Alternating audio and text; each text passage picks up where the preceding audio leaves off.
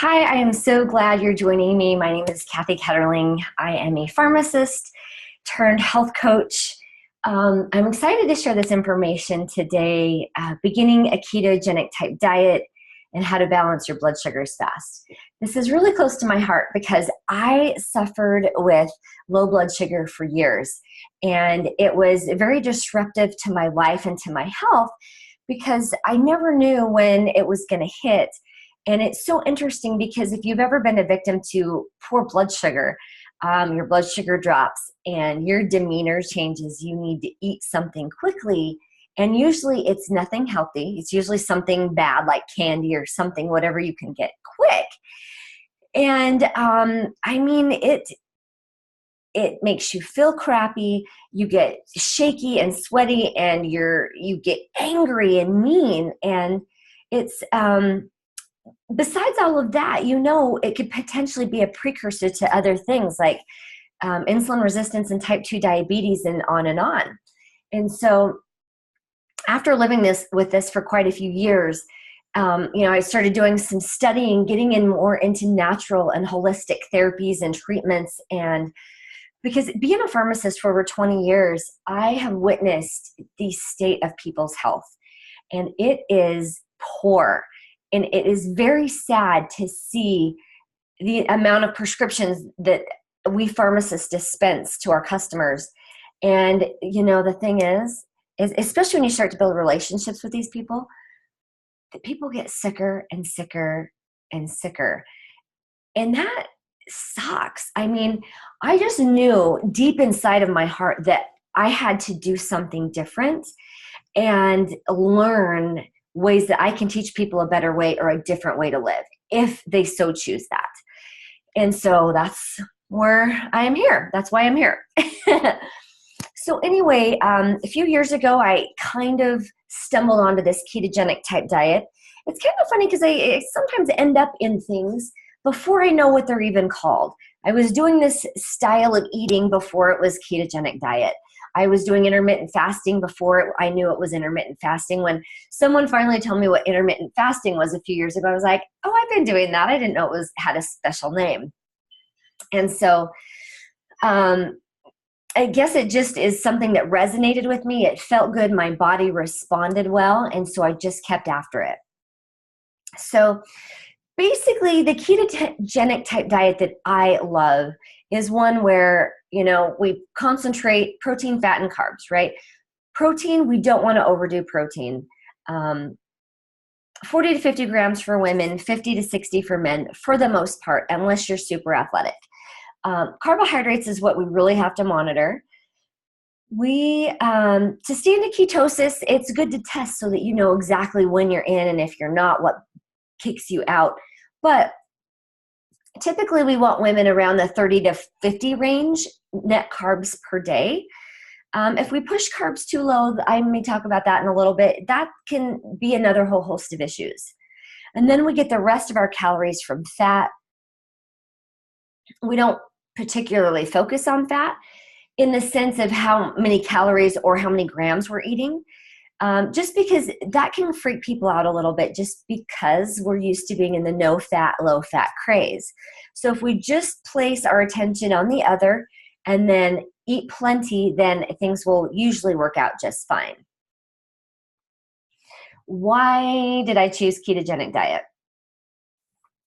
And, there may be different versions of the ketogenic diet out there, and I'll explain how I do it and how I'm seeing the best results with my clients. But it really lowers inflammation. Carbohydrates are quite a source of inflammation for our bodies. Carbohydrates are pretty much sugar and sometimes a little bit of fiber.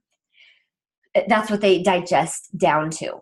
And when we have a diet that's very carbohydrate centric, we get a lot of extra inflammation in our body. And if you take a look at like all of the diseases out there, what are they caused from? Inflammation. It's like I say the root cause of nearly everything is inflammation, and then we got to dig to the root cause of why you have inflammation. And diet and food is a huge component. I know this because when I've done fasting, which means, I don't eat for a certain period of time, inflammation drops very quickly. And you start noticing it. Puffiness starts to go away. You notice it very quickly. So it's really interesting because you go, wow, food can be a really huge source of inflammation. And so if we can keep our diet to as anti-inflammatory as possible as much of the time as we can, we're going to see our body have more of a chance and opportunity to heal. If our immune system is having to deal with inflammation, then it's busy doing that. If there's less inflammation, then guess what it can do? It can start healing the things that need healed. It can start looking for cells that are going haywire, that need to be recycled, or, it can look for other things that it's meant to do other than just fight the constant inflammation that we're feeding it. Ketogenic type diet is also amazing for weight loss. There are some things that, can cause us to stop losing weight when we're trying to lose weight on keto, but it's a really great tool. We can also reverse fatty liver, non-alcoholic fatty liver, and reversal, dissolve, completely get rid of if you're really diligent, but just for the most part, reducing diabetes so much can be done so much with this type of diet. And that's really where I come in this whole thing, is I started studying insulin. Not diabetic. Why would I want to worry about insulin? Well, there's so much to it and so much to understand that if we pay some attention there, then we really start to understand how and why we gain weight, how we can lower insulin and start lowering our inflammation and start letting our body heal. Because insulin is an inflammatory hormone and a fat storage hormone, although it is necessary. We just don't need it to be higher than it really should be. Ketogenic type diet's great for slowing the aging process. Love that. Also, we can get better hormone balance because we're reducing inflammation. And then improved memory.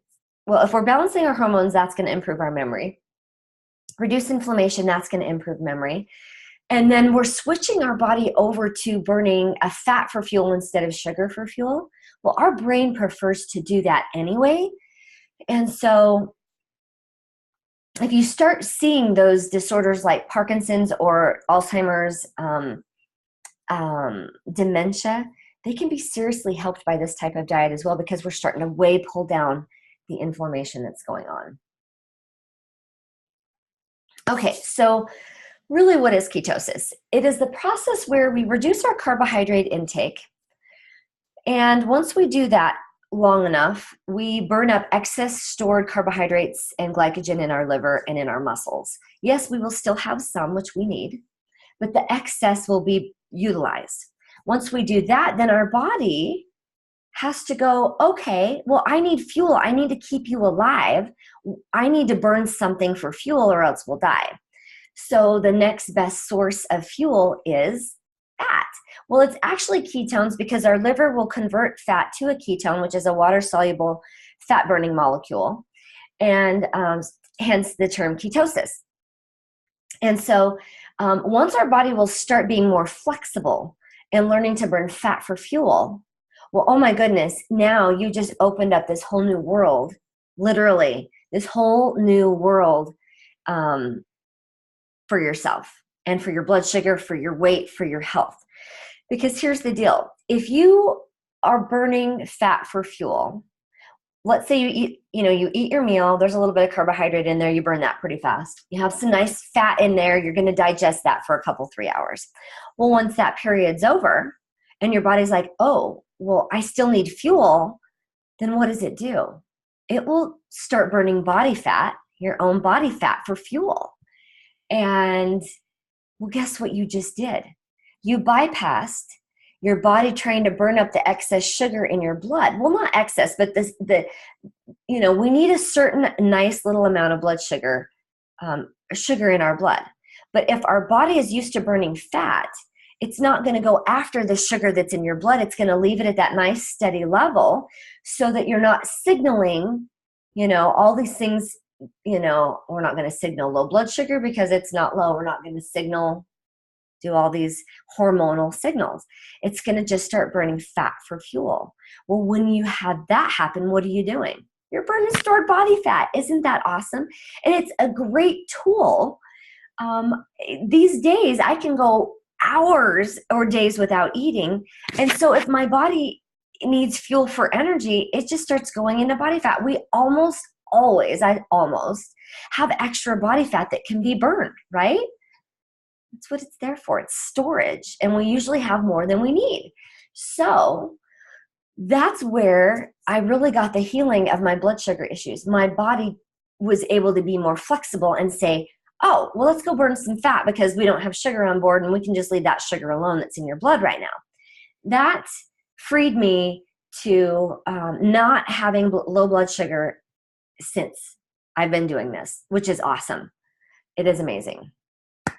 So, best way to measure if you're in ketosis, which really means you're burning ketones for fuel, you're really in that fat burning process, is to use a blood ketone meter. There's a few out there. Keto-Mojo is my favorite, just because the price of the strips is really good. It's like $1 a strip. Some other companies, $4 or $5 a strip, which is a lot more expensive for testing. Are you going to be as apt to test yourself if it costs $5 or $6 or if it's $1? Yeah, $1. The urine test strips are just not as accurate. Sometimes you can know if you're throwing some ketones in the first couple of days, but after that, ketones don't usually come out of your urine. So at least not in the way to know if you're really in ketosis. So it's not reliable. Trust me on that. All right. So ketosis and blood sugar. So most of us are sugar burners. We've been burning glucose for fuel, and that's what our body has just been very used to because it's the easiest fuel to burn, right? It's just really fast, really easy. Well, one thing about this is sugar burns not as clean as fat. Fat is like jet fuel. Sugar is like burning regular unleaded, right? There's just a lot of waste to it. You don't get as much mileage out of it. And when our body has to detoxify more, it's just more things that it has to do. But if we switch and we're burning fat more often during our day, then our body has more time to detoxify other things, not just what we've been eating. So this sugar burning versus fat burning metabolism is really big. Plus, like I said a little bit ago, when we can be we teach our body. And the thing that's nice is we call it metabolic flexibility. We want it to have the ability to burn fat or sugar. Yes, sometimes we eat some carbohydrates, of course. We can burn through those really quick. And then our body, the rest of the time before we eat again, 2, 3, 4, 5 hours, can be burning fat. Well, that's what we want because that's where you're going to get healing, better hormone balance, better blood sugar balance in doing that. And also, it's great because you're not a slave to having to eat every 2 hours. If you're eating like every 2 hours because you have blood sugar issues, you need to really explore this because this is the way it works. So you eat, your blood sugar goes up because you're digesting the sugar. Then your body is signaled to produce insulin because we can't have high blood sugar, right? That's damaging. So it stimulates insulin production. That gets put into your blood so that the insulin can take the sugar into your cells. Okay, well, yes, we need that process. That's really good. That's kind of an inflammatory process. Well, that's fine. Well, here's the thing. If we keep doing it 5 and 6 and 7 times a day, well, you just end up inflamed all day long. Well, this is what I do. But I don't really eat breakfast because I'm not a breakfast eater. But let's say you eat breakfast and if you have a good amount of fat in there, then you're full for a long time. So you have maybe a little bit of insulin stimulation because, you ate breakfast. And then if you can go 4 or 5 hours, then your blood sugar is going to come, you're going to have a little response and it's going to come down and just be like this. You're burning body fat after you're done digesting your food until you're ready to eat again. And it's really until you're ready, right? It's not because, oh my gosh, in 2 hours, my blood sugar, enough insulin came in that it dropped my blood sugar down here. Now I'm kind of bottoming out and starting to feel that low blood sugar. And then I got to eat because I have low blood sugar. And, if you keep doing that, you can just see the cycle. Well, spend a little time with the ketogenic type diet and heal that, right? Make your body adapt to burning fat.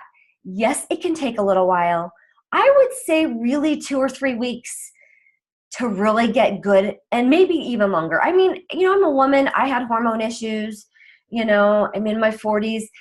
It was longer than overnight. But you know what? So what if it even takes 6 months? You still now have this metabolic flexibility for the rest of your life, as long as you don't go back to just eating a super high amount of carbohydrates all the time, or your body will get lazy and just burn sugar again. So, stick with it. Work on that metabolic flexibility so your body can burn fat when there's no sugar available, because that will free you up to make better decisions, to eat when you want to eat and eat what you want to eat, because you're not at the mercy of those hormones and those cravings. All right.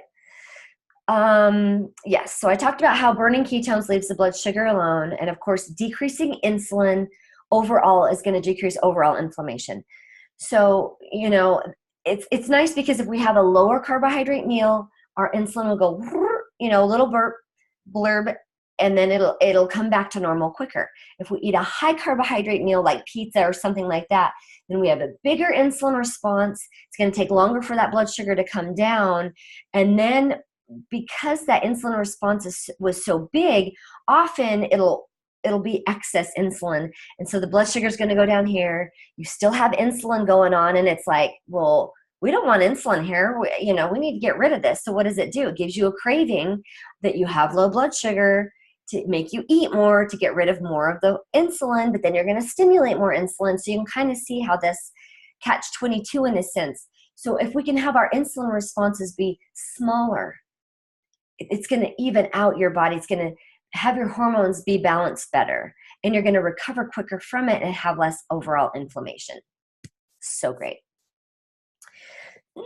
So now, with all of that information, I want to give you some tips on how to get started quickly on a ketogenic diet, because, it's all great and dandy that I tell you how great it is, but if you don't know how to get started once we're right done with this webinar, then, well, how did I serve you good enough? Maybe not. So get an app.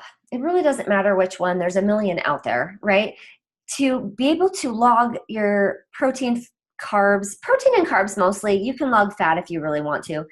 But what we want is, we want you to start lowering your carbohydrate intake, which basically means, let's cut out sugar for sure. Let's cut out white flour. Let's cut out grains for a while. I don't do flour. I don't do oatmeal. I don't even do quinoa that often. I'll do a little bit of rice once in a while. But breads, cookies, cakes, donuts, that you have to cut that out, at least at the beginning. And then what we can do after that is we substitute that with keto-friendly breads, cookies, snacks, and then you're in heaven, because you still get to eat things like you're used to, and they're not affecting your blood sugar like the old traditional snacks that you may be used to eating. So, maybe a little bit of sweet potato, maybe a little bit of white potato, but we're really focusing on green vegetables. We want most of our carbohydrates to come from salads, veggies, broccoli, cauliflower, asparagus, whatever green veggies that you can get your hands on. That is like the mainstay. Then add a little bit of protein, add a bunch of butter on top of that, or some olive oil. You need the fat in there to really get you to get full. It gives you that satiety, and it'll help you stay full longer. Because when we were on the low fat, no fat, I don't know if you were like me, but I was hungry for years. I mean, I was never full, and that was terrible, because you were always thinking about food, always. Well, that's the best way to fuel a food addiction, is take away the fat. So you're hungry all the time, and all you can think about is food, food, food, food, food. Well, you add some fat in there, you get full, you freaking forget about food until like 3 or 4 hours later. And then you're like, oh, I guess it's about time to eat. Maybe I should eat. Perfect, right? Your body's ready. It's telling you it is hungry. It is ready for some more fuel. Perfect, right? Beautiful. Okay, so start with, lower your carbohydrates, get down to, between 30 and 50 grams of net carbohydrates. Keep your protein 40 to 50 for women, 50 to 70 for men. You don't need excess protein. It'll just get converted into sugar, or it stimulates a hormone called mTOR, which has a lot of processes that maybe aren't that healthy for our body. Could potentially, they're saying that it could even potentially contribute to some kind of cancers when we eat too much protein. So it's like, well, do yourself a favor. Don't have protein be every little bit of a snack that you eat. And then make sure you add a little extra over time. Don't just all of a sudden go dumping a ton of olive oil on your salad. Because your microbiome, your gut bacteria are going to have to change because they are used to burning a lot of sugar, helping you digest that. Well, now as you start to digest more fat, if you do this over a period of time, your microbiome, the bacteria that live inside of you, will get the opportunity. Some will want to die, and then new ones will take hold because you're changing what's going on inside. And if you do it, like I said, over a period of time, it's going to be so much easier on your system, on your digestion, because, your body may not be used to producing as much bile acid to digest fat. We'll give it an opportunity to, ramp that up. If you do not have a gallbladder, get a digestive enzyme with ox bile, because you're not going to digest your fat well. And if you're not digesting well, that's more inflammation and stuff going on in your body, right? So do yourself a favor, get some enzymes in there. But over time, add a little more butter to your veggies, or add a little more olive oil. Eat the whole egg. Don't eat just the egg white. Add some coconut oil in there. That's one thing that's really good to cook with. Those are my three favorites: butter, olive oil, and coconut oil. We've got to stay away from the rancid oils. Do not eat canola oil. I don't care how good they say that it's polyunsaturated fat. It's terrible for you, and it's highly inflammatory. So don't eat it. Do not eat canola oil. Do not eat soybean oil. That's what's in all your mayo. The mayonnaise from Miracle Whip. Well, not Miracle Whip, but like Best Foods, and I don't know, some of those other brands. It's like, find a natural mayonnaise that's made of olive oil or avocado oil, but look on the ingredients, because if it says soybean oil, here's the thing. Soybean oil might not be so bad, but what they've had to do to get the oil out of the soybean has destroyed the fat. So you don't want, rancid fats are really bad, because then you're building a brand new cell. It's like, boom, 100,000 cells just died. Boom, 100,000 more just were created, literally, just like that. Well, are you creating cells with, creating new cell walls out of rancid fat or healthy fat? Well, ask yourself that. One of the reasons why I know why people's bodies are breaking down and they're on so many prescriptions is their body is having to build brand new cells from McDonald's French fry fat, and from canola oil and soybean oil, and, Crisco oil and stuff like that. It's like, well, it's like building a bridge out of, Tinker Toys. You want to drive over that? No, we don't. It's not going to be strong, and it's not going to last. So get those oils out of your diet, because guess what? When you eat them, it takes 3 months to get them out, or longer. So maybe that'll motivate you to not eat French fries every day. 90 days after you eat those French fries, all that oil will work its way out of your body. Well, if you're eating them every day, I look at the buildup of that. See, do not eat the bad rancid oils. Be very careful. Start dialing back your carbohydrates, start increasing your fat. It's a nice balance. Just, do it over a little bit of time. And then once you've been in ketosis for a while, then you're going to have to vary it a little bit. We don't always want to stay in deep ketosis all of the time. Our body's going to get used to it. And like anything, if it gets really used to it, it's going to slow down and just be like on cruise mode. No, we want our metabolism busy. We want it fired up. We want it hot, because that's going to keep us thinner. It's going to keep us burning extra fuel. And it keeps the metabolism, keeps that variation, that flexibility alive. Burn a little extra sugar, then keep it burning fat, but we want to vary it. And so eventually, really to have long-term success with keto, have a carbohydrate day. And I'm not talking 300 grams of carbs. I'm talking 100 grams of carbs, to replenish a little bit. And then have a day where you fast, where you don't eat anything. That stimulates so many amazing things as well. But adding that variation is going to give you longer success with ketogenic, because after 30 to 60 days, you may start seeing your success slowing down. This variation is going to help that so much. And that's even a huge subject for another time, but I really hope that this helped you so that you can see why you may want to entertain this type of a lifestyle and how to get started. Start lowering your carbohydrates, increasing your fat, keeping your protein at a nice medium level, and you will start seeing huge results and inflammation starting to come out of your body. So thank you for watching. If you have any questions, contact me. You can find me on Facebook under Coach Kathy Ketterling or Ketterling Anti-Aging, or you can send me an email, info@kathyketterling.com. Oh, I could actually just type this in here, right here. Oops. And Facebook.